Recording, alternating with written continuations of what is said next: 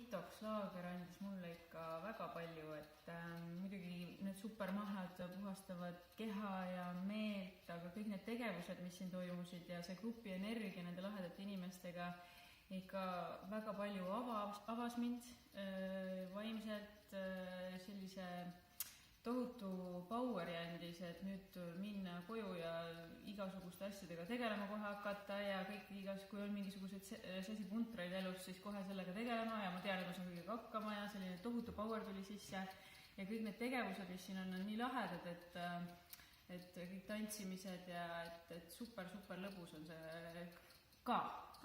Lõbus, puhastamine, väga tore. Kellele te soovitate sellist laagrit?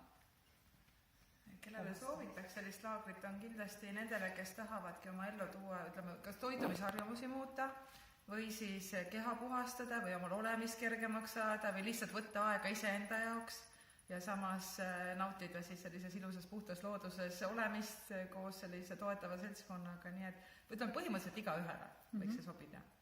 Sest ütleme, seda läbida ei olnud, ütleme, seda oli väga lihtne tegelikult läbida.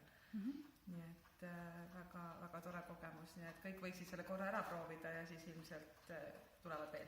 Mina tulen küll veel. Kas sa tahad midagi lisada? Ei, ma tahakski lisada, et ma arvan, et see sobib absoluutselt kõigile, et isegi juba see, et sa tuled siia ja võtad endale selle ajalooduses ja toidad oma keha, et ma arvan, et seda peaks igaüks tegema ja mul on ka siin kirjas juba järgmised kuupäevad käe peal.